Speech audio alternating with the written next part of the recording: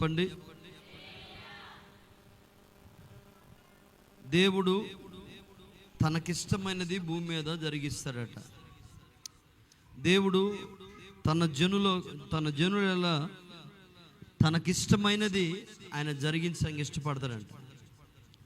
ఎవరైతే ఆయన బిడ్డలుగా బ్రతుకుతూ ఉంటారో వారి జీవితాల్లో, వారి కుటుంబాల్లో ఆయనకి ఇష్టమైనది ఆయన జరిగిస్తాడట. ఆయనకి ఇష్టమైనది ఆయన మన జీవితాల్లో, కుటుంబాల్లో జరిగిస్తున్నప్పుడు దానికి తల ఒగ్గి, దానికి కృతజ్ఞత కలిగి ఉండవలసిన వారిగా ఉండాలి తప్ప మనము ఆయన్ని ప్రశ్నించేవారిగా ఎప్పుడు ఉండకూడదు. ప్రియులారా, ఆకాశం మీద ఆయనకు అధికారం ఉన్నది, భూమి మీద ఆయనకు అధికారం ఉన్నది, సముద్రం మీద ఆయనకు అధికారం ఉన్నది, లోకంలో సకల చర జీవరాశులన్నిటి మీద దేవునికి అధికారం ఉన్నది.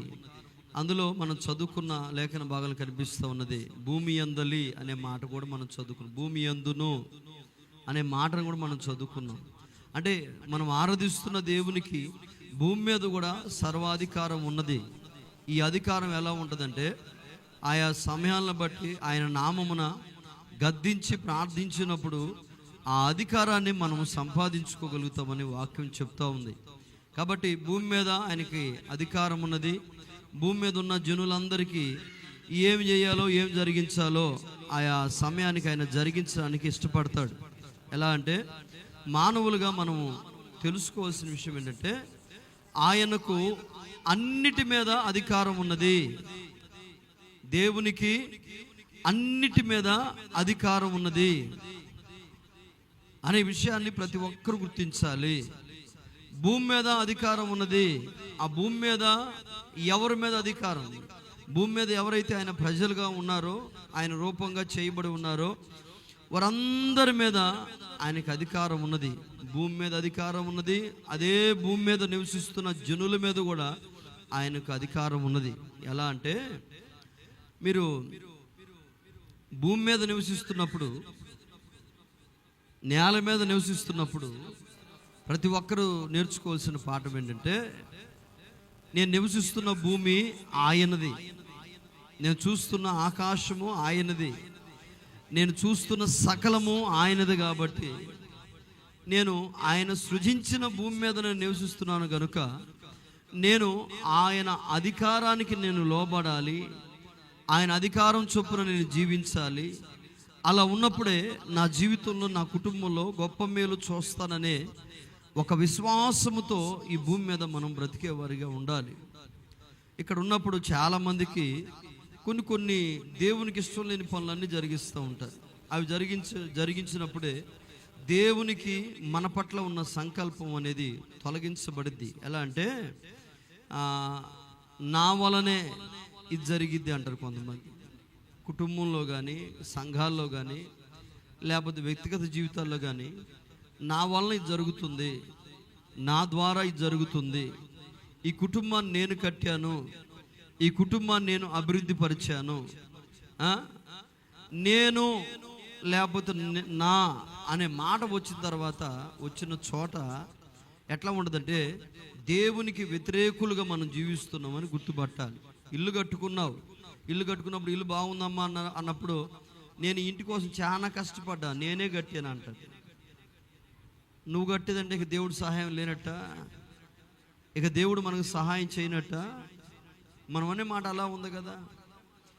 నువ్వు కట్టబడిన ఇల్లే కానీ, సంపాదించిన స్వాస్థ్యమే కానీ, కలిగి ఉన్న కుటుంబమే కానీ నా వలన, నా ద్వారా, నా తెలివి చేత, నా ఆలోచన చేత, నా జ్ఞానం చేత అనే అహంకారం ఎప్పుడైతే మనలోకి వచ్చిందో ఆ అహంకారాన్ని బట్టి దేవుని సంకల్పాన్ని మనం కోల్పోతాము, దేవుని యొక్క ఆలోచన మనం కోల్పోతాము. బైబిల్లో ఒక రాజుగారు కూడా కనిపిస్తూ ఉంటాడు మనకి. దీనికి ఒక ఎగ్జాంపుల్గా ఆ రాజుగారు ఏంటంటే అతను సింహాసనం ఎక్కాడు రాజుగా. అతడు రాజుగా సింహాసనం ఎక్కినప్పుడే ఒక నిర్ణయం చేసుకున్నాడు. ఈ రాజ్యంలో ఇంతవరకు పరిపాలించిన రాజులు ఈ దేశానికి ఏం చేసినంత ఏమీ లేదు. నేను రాజుగా పట్టాభిషేకం చేయబడ్డాను, నా పవర్ ఏంటో చూపించాలి, నా గుర్తులు అనేవి ఈ రాజ్యంలో చూపించాలి, నేను బ్రతికున్నంతకాలం బ్రతికినా, చనిపోయిన తర్వాత అయినా నా పేరు ఈ రాజ్యంలో నా పేరు మారుమోగిపోవాలి, చిరస్థాయిలో నా పేరు వినపడాలి, నేను చచ్చిపోయినా సరే నా పేరు ఈ భూమి మీద ఈ రాజ్యంలో వినపడాలి అని ఆలోచన చేశాడు. ఆలోచన చేసి ఆ రాజ్యానికి ఏం కావాలో అన్నీ సమకూరుస్తూ ఉన్నాడు. కొన్నిసార్లు దేవుని నిర్ణయాలకి దేవుని ఆలోచనలు కూడా వ్యతిరేకంగా చేస్తూ నడుస్తున్న రాజు.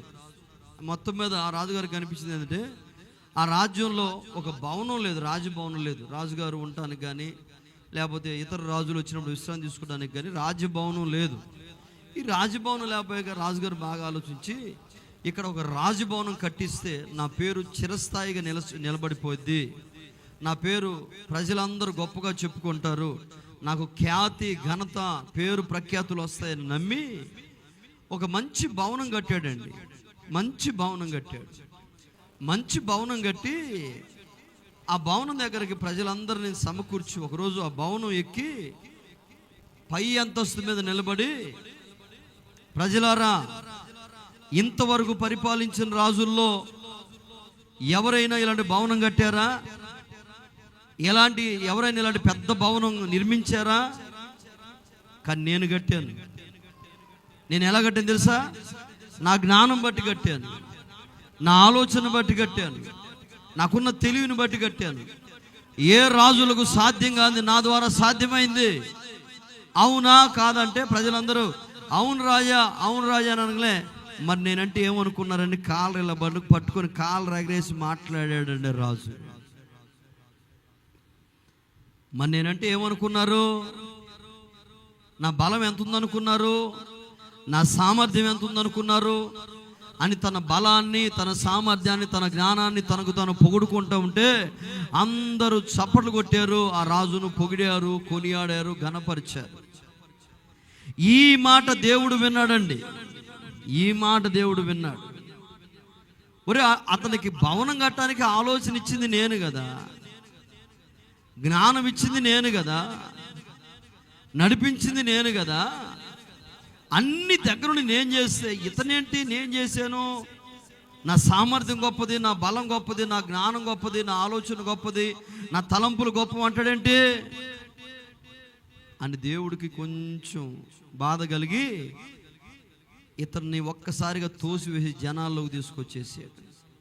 ఇతని జీవితం ఎలా ఉంది తెలుసండి? రోజు రోజుకి పతనం అవుతా, రోజు రోజుకి సమస్యల సుడిగుండాల్లో పడిపోతా, దిక్కుతోచని స్థితిలో ఆ రాజ్య పరిపాలన విరమించుకోవలసిన పరిస్థితులకు వచ్చాడు ఈ రాజు.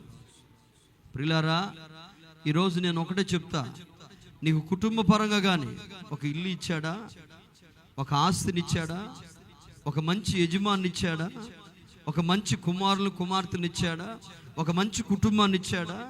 దీనిని బట్టి సంతోషించి దేవుని స్తుతించు, దేవుని గణపరచు, దేవుని నామాన్ని గొప్ప చేయి.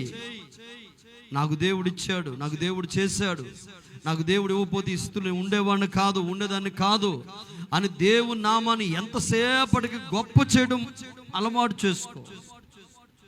అది నీకు ఆశీర్వాదకరంగా మారిద్ది. నా జ్ఞానం చేత, నా తెలివి చేత, నా ఆలోచన చేత నేను లేకపోతే ఈ కుటుంబం ఏమైపోయేదో. అవునా? మరి నువ్వు లేకపోతే కుటుంబం ఏమైపోతే పోయిదని ఉన్నప్పుడు నీ కళ్ళ ముందే నీ కుటుంబం రకరకాల మార్గాల్లో దేవుడు నడిపిస్తాడు. ఆయన లేకపోతే మన కుటుంబం ఏమయ్యేదో అనండి, దీవెన వచ్చింది. ఆయన లేకపోతే నా బ్రతుకు ఏమయ్యేదో అనండి, దీవెన వచ్చింది. ఆయన లేకపోతే ఈ స్వాస్థ్యాన్ని నేను కలిగి ఉండేవాడిని కాదని చెప్పండి, మీకు ఇంకా దీవెన వచ్చింది. ఆయన లేకపోతే ఇలాంటి అభివృద్ధిని, ఆశీర్వాదం చూసేవాడిని కాదు అని చెప్పండి. మీకు ఇంకా ఇంకా ఇంకా మెట్టుగా మీరు దీవించబడుతూనే ఉంటారు. హల్లెలూయా. నీ సామర్థ్యం గొప్పది, నీ తెలివి గొప్పది, నీ ఆలోచన గొప్పది, నేను గొప్పదాన్ని, నేను గొప్పలు అనుకుంటా ఉంటే మరి మనల్ని నడిపించిన గొప్పోడు బాధపడ్డా అనేది నా ప్రశ్న. సరిపోల్చగలనా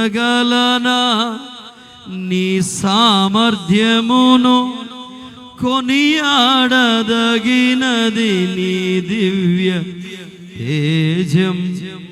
నా ధ్యానం, నా ప్రాణం నీవే.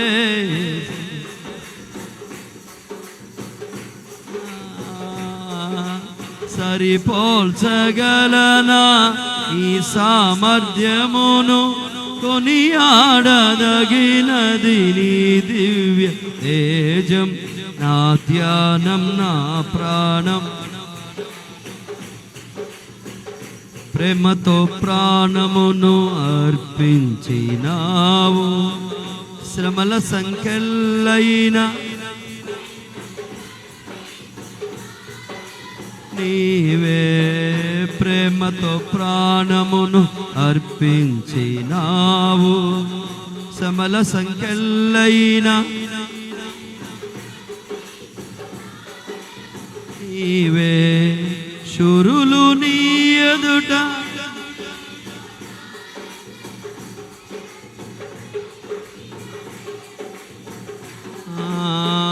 శూరులు నీ ఎదుట వీరులు కారెన్నడు, జగతిని జయించిన జయశీలు. చప్పట్లు. సర్వయుగములలో సరిపోల్చగలనా నీ సామర్థ్యమును, కొనియాడదగినది నా ధ్యానం నా ప్రాణం. నా ధ్యానం నా ప్రాణం. హల్లెలూయా. మనకి ఏం కలిగి ఉన్నా, మనం ఏ స్వాస్థ్యాన్ని సంపాదించుకున్నా, అది ఎవరి ద్వారా కలిగిందంటే సమర్థుడు, సర్వశక్తి కలిగిన వాడు, సామర్థ్యాన్ని నిరంతరం మన పట్ల చూపుతున్న మన దేవుని వల్ల కలుగుతూ ఉన్నదే. ఇది గుర్తుపట్టండి ప్రతి ఒక్కరు. ఇది గుర్తుపట్టి నా సామర్థ్యం, నా తెలివి, నా జ్ఞానం, నా వివేకం, నా ఆలోచనలు కాదు, నేనేమి కలిగి ఉన్నా నా దేవుని దయా కృపచేత ఇవన్నీ కలిగి ఉన్నాను చెప్పండి. అప్పుడు మీ ఆశీర్వాదం ఇంకా గొప్పగా దీవించబడింది. ఈ రాజుగారు ఎవరంటే నెబుకద్నెజరు క్యారెక్టర్ నేను చెప్పింది ఇప్పుడు దాకా.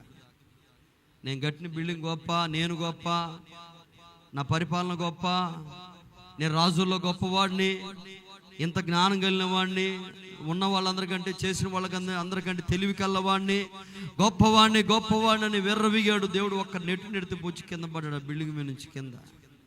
తర్వాత ఎన్ని రకాల మలుపులు తిరిగినాయి ఆయన జీవితం చదువుతుంటే అర్థమవుతూ ఉంటుంది. కాబట్టి గర్వించకండి, అతిశయపడకండి. భూమి మీద ఉన్న సమస్త వాటి మీద దేవునికి అధికారం ఉన్నది. ఆయన ఏది జరిగించాలని కోరుకుంటాడో మన జీవితాల్లో అదే జరిగించి మనల్ని ముందుకు నడిపిస్తాడు. హల్లెలూయా. బైబిల్లో ఇంకొక అనుభవం ఉంది, క్లుప్తంగానే చెప్తా వినండి బాగా. బైబిల్లో ఇంకొక అనుభవాన్ని చూపిస్తాను. పాపం వాళ్ళకి పిల్లలు లేరు పాపం వాళ్ళకి. ఇద్దరు పాపం దేవుని భయం కలిగిన వాళ్ళు ప్రార్థన చేసుకుంటా ఉన్నారు. చాలా కాలం గడిచింది, పిల్లలు లేరు. ఓ రోజు ఇలాగా ప్రార్థన చేసుకుంటుంటే ఆ స్త్రీ దగ్గరికి దేవదూత వచ్చింది. మీ ప్రార్థన చాలా కాలం నుంచి చేస్తున్నారులే, మీ కన్నీళ్ళు దేవుడు చూశాడు, మీకు దేవుడు గర్భఫలం ఇవ్వడానికి నిశ్చయించుకున్నాడు, కార్యం జరగబోతా ఉంది అని కొన్ని విషయాలు చెప్పాడు. ఆ పిల్లవాడిని గురించి, ఆ పిల్లవాడిని పుట్టుకొని గురించి, ఆ పిల్లవాడిని గురించి కొన్ని విషయాలు చెప్పాడు. ఆ తర్వాత మళ్ళీ గుర్తు చేస్తాడు మీకు. ఈమె అడావుడికి లేచి పరిగెత్తుకుంటా భర్త దగ్గరికి వెళ్ళింది. ఏమండి నాతో దేవదూత వచ్చి మాట్లాడిందండి, ఇట్లా చెప్పారు, మనకు పిల్లలు లేరు కదా, పిల్లలు ఇస్తానని దేవదూత వచ్చి చెప్పి నాతో మాట్లాడిందండి అని. పిచ్చిదానే, నీ దగ్గర దేవదూత రావటం ఏంటి? నువ్వు ఎవరిని చూసి ఎవరు అనుకున్నావో, ఒకళ్ళు నువ్వు భ్రమపడ్డావేమో, ఒకళ్ళు నీ కళ్ళు నిన్ను మోసం చేసినేమో, నీ చెవులు నిన్ను మోసం చేసినేమో, అది నిజం కాదులే, పో పిచ్చిదాన్ని. మనకు పిల్లలు ఇప్పుడేంది, చాలా కాలం ఉంది మనకు పెళ్ళయి, ఎప్పుడో ఇచ్చినప్పుడు తీసుకుందాంలే అన్నట్టుగా భర్త కొంచెం దాన్ని నెగ్లెక్ట్ చేసాడు. మరొక రోజు ఇలాగే ప్రార్థన చేసుకుంటుంది ఆమె. అలాగే మరలా దేవదూత ప్రత్యక్షమే మరలా అదే మాట మాట్లాడుతుంది. అప్పుడు ఆమంటదే, అయ్యా ఇక్కడ నువ్వు ఉండు, నేను వెళ్ళి మా భర్తను తీసుకొని వస్తా, మా ఆయన పిలుచుకొని వస్తా, తొందరగా వస్తున్నా, కూర్చో ఇక్కడే ఉండయ్యా. పరుగు వెళ్ళి భర్తను పిలుచుకొని వచ్చింది. ఇప్పుడు చెప్పయ్యా నువ్వు చెప్పిన మాట. దేవదూత చెప్తుంది, మీకు చాలా కాలం నుంచి పిల్లలు లేరు కదా, మీ మొర దేవుడు విన్నాడు, మీకు ఒక పిల్లవాడు, మగ పిల్లవాడిని దేవుడు ఇవ్వాలనుకుంటున్నాడు. అయితే అతను ఎలా ఉండాలో తెలుసా? ఈ అన్ని దేవుని ఆలోచనలు నేను మీకు చెప్తున్నాను, నా ఆలోచనలు కాదు, ఇవన్నీ దేవుని ఆలోచనలే. ఆ పిల్లవాడు ఎలా ఉండదో తెలుసా? ఆ పిల్లవాడు బ్రతుకు దినములన్నిట అతని తల మీదకి మంగళ కత్తి రాకూడదు. మద్యపానమునైనా ద్రాక్ష రసమునైనా తాగకూడదు.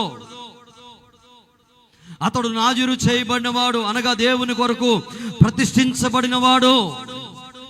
తన బ్రతుకు దినములను దేవుని కోసమే జీవించాలి. తన బ్రతుకంతా దేవుని కోసమే ప్రాణార్పణం చేయబడాలి. అతని బ్రతుకు దేవుని కోసం తప్ప మీకోసం, కుటుంబం కోసం కానే కాదు. దేవుడు ఇలా చేయబోతున్నాడని చెప్పాడు. పుట్టాడు. మొత్తానికి కొన్ని రోజుల తర్వాత ఆ బాబు పుట్టాడు.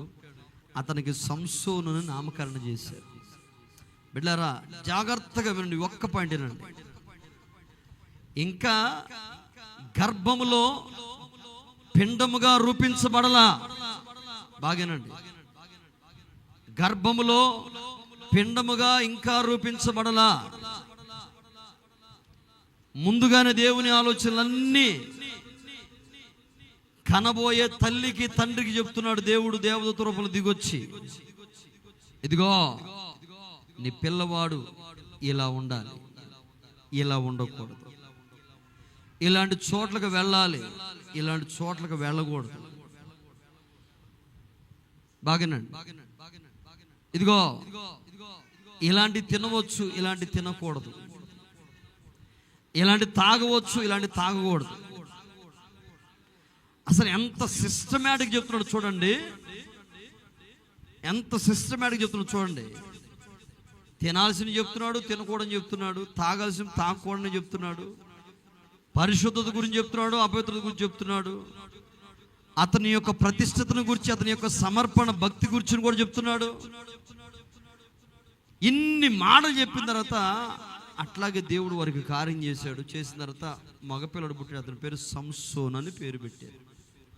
ఇది మీ అందరికి తెలిసిన విషయాలే, నేను కొత్తగా చెప్పేది ఏం లేదు. ఇప్పుడు నేను అంటాను,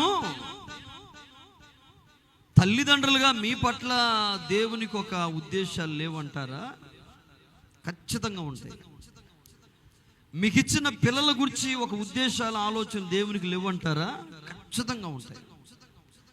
మరి దేవుని ఉద్దేశాలు, దేవుని ఆలోచనలు ఉన్నప్పుడు, దేవుని ఉద్దేశాలు, దేవుని ఆలోచనలు జరిగించబడి దేవుని కార్యాలు ఆ బిడ్డల జీవితంలో జరగాలంటే ఆ బిడ్డలను దేవుని యందు భయభక్తులుగా పెంచితే కదా దేవుని సంకల్పం జరిగించబడేది. ఎవరు? క్రైస్తవుల పిల్లలు తాగుబోతుండమని దేవుడు చెప్పాడా? దేవుని సంకల్పమా? జోదగాళ్ళుగా బ్రతకమని క్రైస్తవుల పిల్లలు జీవించాలని దేవుని సంకల్పమా? చెడ్డ స్నేహితులు కలిగి దుర్వ్యసనాల్లో పడిపోయి జీవితాన్ని పతనం చేసుకోవటం దేవుని సంకల్పమా? ఈరోజు ఒక్కొక్క పిల్లని చూస్తే కడుపు రగిలిపోతుంది. వీళ్ళు క్రైస్తవులేనా? వీళ్ళు యేసుప్రభు నమ్ముకున్న తల్లిదండ్రుల పిల్లలేనా? వీళ్ళు ఎక్కడ చూసినా క్రైస్తవుల పిల్లలేకండి, చెడిపోయి పాడైపోయి పతనమైపోయి తిరుగుతుంది రోడ్లు ఏమంట, డొంకలు ఏమంట. వీళ్ళు క్రైస్తవుల పిల్లలేనా? ఇట్లా ఇట్లా ఇట్లా ఇట్లా ఇట్లా బ్రతకడానికి దేవుడు ఈ తల్లిదండ్రులు ప్రేమించి వీళ్ళకి గర్భఫలంగా బహుమానంగా పిల్లల్ని ఇచ్చింది. ఒక సంకల్పం లేదు, ఒక ఆలోచన లేదు, ఒక ఉద్దేశం లేదు. దాన్ని ఎరగకుండా లోకానికి మీ పిల్లల్ని అప్పగించారు కాబట్టి వారి ఎడల దేవుని సంకల్పం అనేది వ్యర్థమైపోతుంది. దానిని బట్టే భయంకరమైన శాపగ్రస్తమైన బ్రతుకులు మన క్రైస్తవుల పిల్లలు బ్రతుకుతున్నారు. ఎప్పుడు చూసినా అదే బ్రతుకంటారు మీది. యేసుప్రభు నమ్ముకున్న తర్వాత కూడా ఎప్పుడు చూసినా అలాంటి దరిద్రతేనా, అలాంటి శాపమేనా, అలాంటి నష్టమేనా అని అనేక మంది అన్ని జనులు క్రైస్తవుల కుటుంబాల పిల్లల్ని ఏలెత్తి చూపగలుగుతుంటారు. కారణం ఎవరు తెలుసా? తల్లిదండ్రులేనండి. చెప్పలేకపోతున్నారు పిల్లలకి, నైనా నీ సంకల్పం ఇట్లా ఉంటుందా, దేవుడికి నీ పట్ల ఒక ప్రత్యేకమైన సంకల్పం ఉంటుందిరా, ఒక ప్రత్యేకమైన ఉద్దేశం ఉంటుందిరా, ఒక ప్రత్యేకమైన ప్రణాళిక ఉంటుందిరా. శాపగ్రస్తమైన బ్రతుకుపడడం కదరా మనల్ని లోకానికి తీసుకొచ్చింది దేవుడు. నేను చెప్తున్నాను, దేవుని సంకల్పాన్ని ఎరిగి నడిచినంత కాలం మనము మన కుటుంబాలు విజయోత్సవాలతో ఊరేగించబడతానే ఉంటాం. గట్టిగా చప్పలు కొట్టండి దేవునికి ఒకసారి. ఆయన ఆలోచన లేని పనులు చేసి, ఆయన ఆలోచన లేని ఇష్టం లేని జీవితాలు జీవించి, ఆయనకి వ్యర్థంగా ఆయన వెళ్ళొద్దన్న మార్గాల్లో వెళుతూ, ఆయన చేయవద్దన్న స్నేహాలు చేస్తూ, తినవద్దన్న వాటిని తింటూ, వెళ్ళకూడని స్థలాలకు వాళ్ళు వెళుతూ, దేవునికి ఎప్పుడైతే విరోధంగా వ్యతిరేకంగా జీవించడం ఈ లోకంలో ప్రారంభించారో ఆనాటి నుంచి జీవితాలు ఓడిపోవడం ప్రారంభించబడతాయి. సంసోను, నానా దేవుని ఆలోచన ఇదిరా నీ పట్ల, ఇది దేవుని ఆలోచన, దేవుని ఉద్దేశం ఇది నాన్న. నువ్వు ప్రతిష్ఠించబడిన వాడివి, నువ్వు నాజూరు చేయబడిన వాడివి, నీకంటే ఒక ప్రత్యేకమైన ప్రణాళిక ఉంది, ఒక ప్రత్యేకమైన నడిపింపు ఉంది, నువ్వు ఇలా బ్రతకూడదు నాన్న అని ఆ తల్లిదండ్రులు చెప్పినంత కాలం, ఆ మాట విన్నంత కాలం సంసోను జీవితం ఓటమి లేదు, అపజయం లేదు. మధ్యలో కొన్ని తయారైనవి. ఈ తయారైన చోటే ఇతని జీవితం పతనం అనేది ప్రారంభించబడింది. ఆ మాట గుర్తున్నంత వరకు, ఆ మాట జ్ఞాపకం చేసుకొని భయభక్తులతో బ్రతికినంత కాలం సంసోనుకి ఎదురే లేదండి, సంసోనుకి తిరిగే లేదండి. ఎప్పుడైతే ఆ మాట తృణీకరించాడో, ఆ మాటను మర్చిపోయాడో, అప్పటి నుండే సంసోను జీవితం పతనం అనేది ప్రారంభించబడింది. సండే స్కూల్కి పంపించండి, ప్రార్థన చేయించండి. ఒకవేళ సండే స్కూల్ వాక్యం చెప్పకపోతే 2 దెబ్బలు కొట్టి 2 తిట్లు తిట్టి ఎందుకు చేస్తారు? సండే స్కూల్ టీచర్ కాను సేవకులకి, లేకపోతే సేవకురాలకి, లేకపోతే విశ్వాసుల పిల్లలకి ఏమైనా ఆస్తి తగాదులు ఉన్నాయా? ఏమైనా ఉన్నాయా? మా పిల్లని కొడితే మేము అసలు ఒప్పుకోము, మా పిల్లని మాట అంటే ఒప్పుకోము. ఈ డైలాగ్ పంతుల దగ్గర వదలండి, ఇబ్బంది లేదు. ఇక్కడ భక్తిలో మాత్రం ప్రయోగించమాకండి. ఒకవేళ మీరు ప్రయోగించారా, దేవుని సంకల్పం తప్పిపోద్ది మీ పిల్లల నుంచి. దేవుని సంకల్పం ఎలా ఉన్నదో అలా జరిగించబడుతుంటే బిడ్డల జీవితాల్లో అది వారికి ఆశీర్వాదం, అది వారికి దీవెన. కొట్టడానికి లేదు, తిట్టడానికి లేదు. మా పిల్లలు ఎడకని పోతారు, ఎటని పోతారు, ఎట్టని చేస్తారు అంటారా? ఇక్కడ ఎవరేం బలవంతం పెట్టి కూర్చోబెట్టి, సంఖ్యలు వేసి కూర్చోబెట్టి భక్తి నేర్పేవాళ్ళు ఎవరు ఇక్కడ ఖాళీగా లేరు. ఆ సంసోను తల్లిదండ్రులు ఎడ చెప్పారు, ఒరే నాన్న ఇదిరా క్రమం, ఇక్కడికి వెళ్ళాలి, ఇక్కడికి వెళ్ళకూడదు, ఇది తినాలి, ఇది తినకూడదు, ఇలా బ్రతకాలి, ఇలా జీవించాలి, ఇలా ఉండకూడదు, అన్ని విషయాలు దేవుని క్రమాలన్నీ చెప్తూ, ఆ క్రమాలు విన్నంత కాలం సంసోను దీవెనే. ఎప్పుడైతే దేవుని మాట లెక్కలేని తనంగా పక్కన పెట్టేశాడో పతనం. మీ పిల్లల సంగతి ఏంది? మరి మీ సంగతులు ఏంది? మీరు కూడా దేవుని భయంతో బ్రతికినంత కాలం బ్రతుకులు బాగానే ఉంటాయి, కుటుంబాలు బాగానే ఉంటాయి, మేలు జరిగిందా, అవసరం తీరిందా, ఇక దేవుడు లెక్కలేదు, సంఘం లెక్కలేదు, సేవకులు లెక్కలేదు అన్నారా? భవిష్యత్తు ఏం జరిగిద్దో, ఎలా నడిపించబడతారో మీకు అర్థమైంది, దేవునికి అర్థమైంది. నేను అంటాను, పిల్లలమైనా, పెద్దోళ్ళమైనా, వృద్ధులమైనా, ఎవరమైనా ఆయన సంకల్పాన్ని కనిపెట్టుకొని భయభక్తులతో విశ్వాస జీవితాన్ని చేస్తూ ఉంటే అది మనకు ఆశీర్వాదం, అది మనకు దీవెన. భయం లేకపోవడం వల్ల కదండి సంఘానికి ఆలస్యం వస్తుంది. భయం లేకపోవడం వల్ల కదండి సంఘంలో ఇష్టానుసారం కూర్చుంటుంది. భయం లేకపోవడం వల్ల కదండి నీ ఇష్టం వస్తావు, కష్టం మానేస్తుంది. భయం ఉన్నవాళ్ళు అటు చేస్తారా? అబ్బే, భయం ఉన్నవాడు భక్తి వేరుగానే ఉంటుంది. భయం లేని భక్తే ఆశీర్వాదానికి మనం దూరం చేసింది. దయచేసి గమనించండి, సంసోను దేవుని మాటకు, దేవుని ఆజ్ఞకు భయపడి లోబడినంత కాలం ఎదురేలేదు. ఏముందలే అని లోకం వైపు తన దృష్టి మరల్చడం ప్రారంభించాడు. అప్పుడే పతనం ప్రారంభమైంది. ఎట్లా సంసోను ఎడ దెబ్బ కొట్టాలి అనుకుంటా ఉంటే, ఎందుకండి భర్తనిచ్చింది, ఎందుకండి భార్యనిచ్చింది? చక్కగా భార్యనిచ్చాడు, చక్కగా కుటుంబాన్ని ఇచ్చాడు, మంచి కుటుంబం. మంచి కుటుంబం అండి పాపం. ఈయన చూపేం అడిపోయి పడుతుంది. నీకు భార్యని ఎందుకు ఇచ్చాడు? నీకు భర్తను ఎందుకు ఇచ్చాడు? ఒకటి గుర్తుపెట్టుకోండి, భర్త భార్యకు బహుమానము. అందరూ చెప్పండి, భర్త భార్యకు. చెప్పట్లేదు, ఏందో పాపం ఉందేం పాపం ఒక్కొక్కరికి ఆయన మీద. భర్త భర్తలు ఉన్నవాళ్ళు చెప్పండి, లేని వాళ్ళ సంగతి మనం ఏం బాధ కలిగించే చేయలేం కదా, మనం ఏం చెప్పలేము. వాళ్ళకి లేరు, ప్రభు దగ్గరికి వెళ్ళారేమో, తీసేయండి, వాళ్ళ గురించి పడుచుకోదు. భర్త భార్యకు బహుమానము, భార్య భర్తకు బహుమానము. ఏం గట్టి చెప్పలేదు, ఏంటి పెళ్లి చూపులా పెళ్లి స్టేజ్ లాగా ఉంది. నాకు ఇదేమి వాక్య పరిచయలాగా అనిపించలే. ఒకసారి హల్లెలూయా చెప్పండి, హల్లెలూయా. నీ భర్త నీకు బహుమానము, నీ భార్య నీకు బహుమానము. మరి నీకు బహుమానం ఇచ్చినప్పుడు ఇంకో గిఫ్ట్కి వెళ్ళింది చూస్తున్నా ఉంది. ఆల్రెడీ బహుమానం ఉంది బాగానే. ఈ బహుమానం సరిపోట్లా, ఈ విశ్వాసం ఇంకో బహుమానం. సంసారం జీవితం కూడా ఇదే. కమ్మగా కుటుంబం ఇచ్చాడు, కమ్మనే తల్లిదండ్రులు ఇచ్చాడు, మంచి కుటుంబాన్ని ఇచ్చాడు, అంతతో సర్దుకోవచ్చు కదండి. సూపులు పక్క తిరిగినాయి, పక్కకు చూస్తున్నాయి సూపులన్నీ. ఈ సూపులు ఇంట్లో వాళ్ళకంటే కూడా బయట వాళ్ళు చాలా అందంగా కనిపిస్తున్నారు పాపం. ఈయనకి కనిపిస్తా ఇక సూపు కలిసింది, మాట కలిసింది, ఇక తీసుకెళ్ళింది పతనానికి అతని జీవితాన్ని. ఢిల్లీలో ఎంత బాగా నచ్చిందో పాపం సంసోన్ గారికి, చాలా బాగా నచ్చింది. మర్చిపోలేకపోతున్నాడు సంసోన్ గారు పాపం. అబ్బా, కళ్ళు మూసినా ఆమె, కళ్ళు తెరిసినా ఆమె, ఇక నిద్ర లేదు, ఇక లెగితే ఆమె, కూర్చున్నామే, అసలు ఈ మొత్తం ఆమె. నీ కుటుంబం ఉంది కదా, నీకంటూ మంచి బహుమానం ఇచ్చాడు కదా, ఎందుకు ఇలా అన్నీ మర్చిపోయాడండి, అన్నీ మర్చిపోయాడు.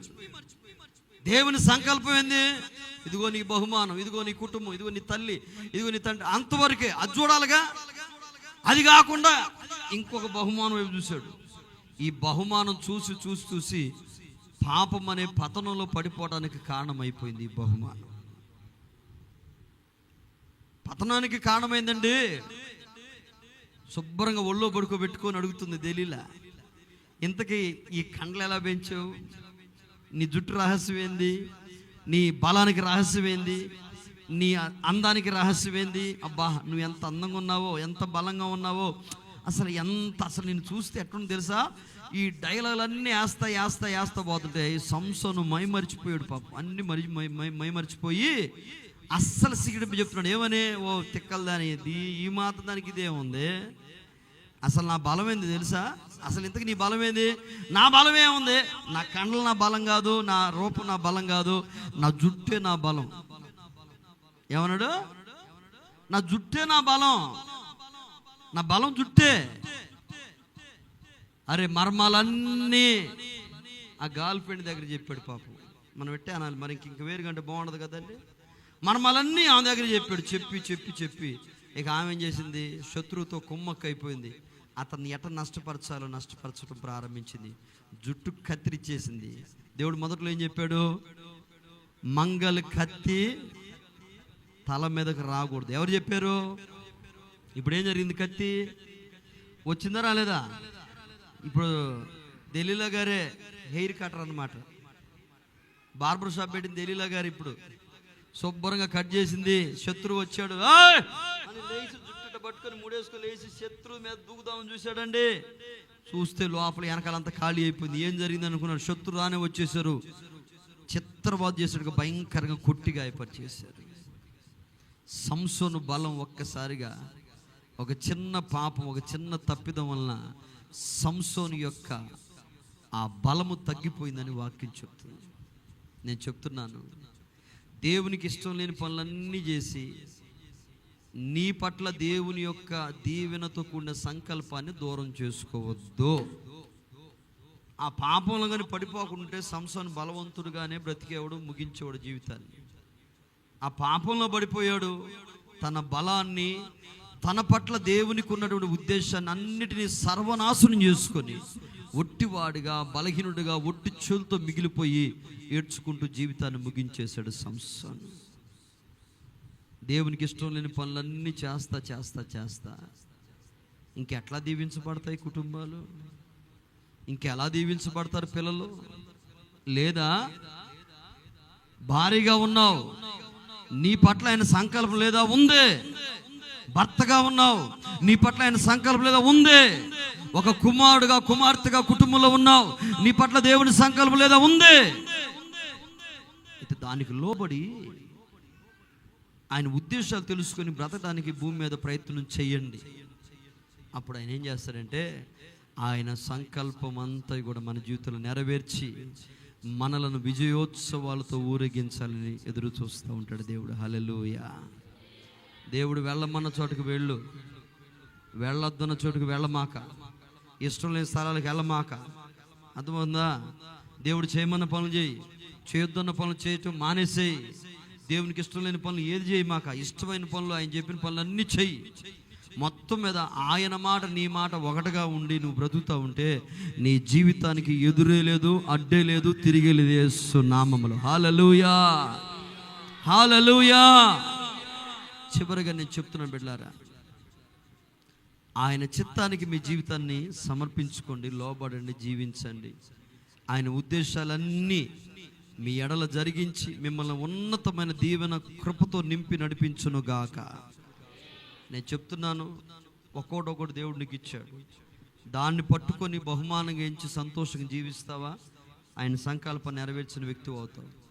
సంసోన్ లాగా దెలీలా వైపు చూస్తూ అట్లా లోకం వైపు చూస్తూ మన చూపు, ప్రవర్తన, ఆలోచన మార్చుకొని ఇష్టానుసారంగా బ్రతికేమా, ఖచ్చితంగా దానికి ప్రతిఫలం ఉంది. కాబట్టి తెలుసుకొని దేవుని చిత్తాన్ని ఎరిగి దేవుని సంకల్పాన్ని నెరవేరుస్తూ దేవునికి ఇష్టమైన విశ్వాసులుగా జీవించాలని దైవ సేవకులుగా మనం చేస్తున్నాను. హల్లెలూయా. దేవుడి మాటలను దీవించునుగాక, దేవుడి మాటలను ఆశీర్వదించునుగాక, దేవుడు మిమ్మల్ని మీ కుటుంబాలను వర్ధిల్ల చేయునుగాక. ఆపేసి చివరికి ఒక మాట చెప్తాను.